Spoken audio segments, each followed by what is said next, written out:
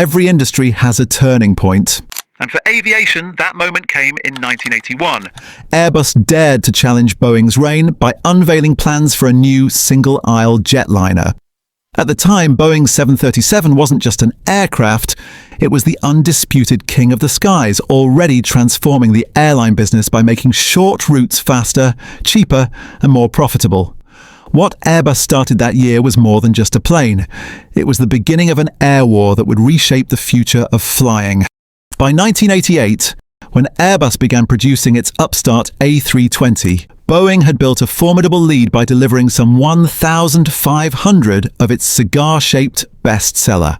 It's taken the better part of 4 decades, but Airbus has finally caught up. The A320 series is poised to overtake its US competitor as the most delivered commercial airliner in history, according to aviation consultancy Cirium. As of early August, Airbus had winnowed the gap to just 20 units, with 12,155 lifetime A320 family shipments, according to the data. That difference is likely to disappear as soon as next month. Max Kingsley-Jones, head of advisory at Cirium Ascend, wrote in a recent social media post, "Did anyone back then expect it could become #1 and on such high production volumes? I certainly didn't, and nor probably did Airbus." The A320 success mirrors the European plane maker's decades-long rise, from fledgling plane maker to serious contender. And finally, Boeing's high better. By the early 2000s, annual deliveries of the A320 and its derivatives had surpassed the 737 family. Total orders eclipsed the Boeing jet in 2019.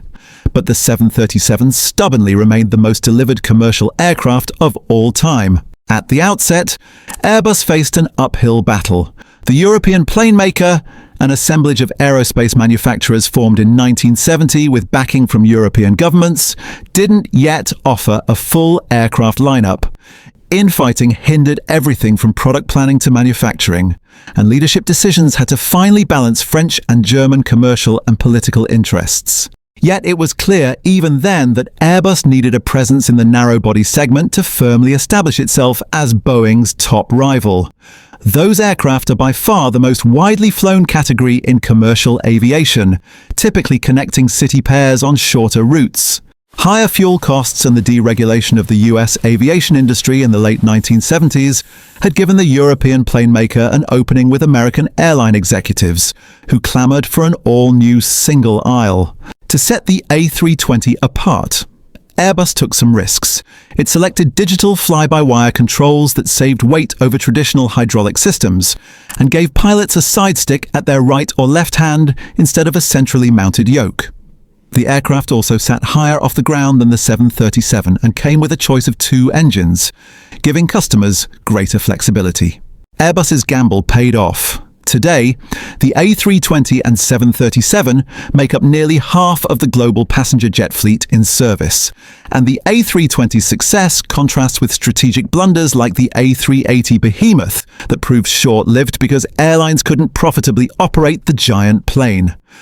Boeing maintained that smaller, nimbler planes like the 787 Dreamliner would have an edge, a prediction that proved right.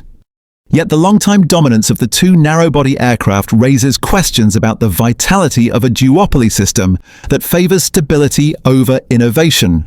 Both airplane makers have repeatedly opted for incremental changes that squeeze efficiencies out of their top-selling models, rather than going the more expensive route of designing a replacement aircraft from scratch. Airbus was first to introduce new engines to its A320, turning the Neo variant into a huge hit with airlines seeking to cut their fuel bill. Under pressure, Boeing followed, but its approach proved calamitous.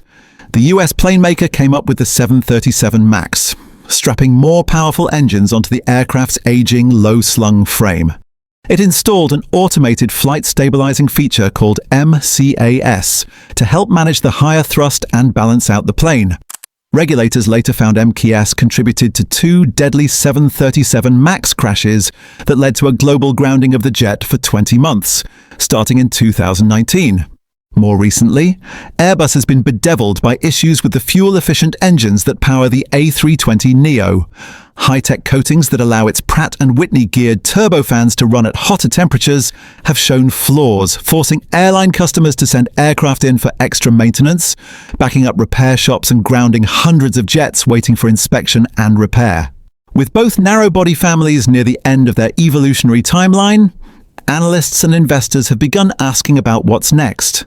China, for its part, is seeking to muscle into the market with its Comac C919 model that's begun operating in the country, but hasn't so far been certified to fly in Europe or the US. Boeing CEO Kelly Ortberg said in July that the company is working internally toward a next-generation plane, but is waiting for engine technology and other factors to fall into place, including restoring cash flow after years of setbacks. That's not today and probably not tomorrow, he said on a July 29th call. Airbus's healthier finances give it more flexibility to explore design leaps. CEO Guillaume Faury toyed with rolling out a hydrogen-powered aircraft, potentially with a radical flying wing design in the mid-2030s, but has since pushed back the effort to focus on a conventional A320 successor. The Toulouse, France-based company, is considering an open-rotor engine that would save fuel through its architecture rather than the current jet turbines that push the limits of physics to eke out gains.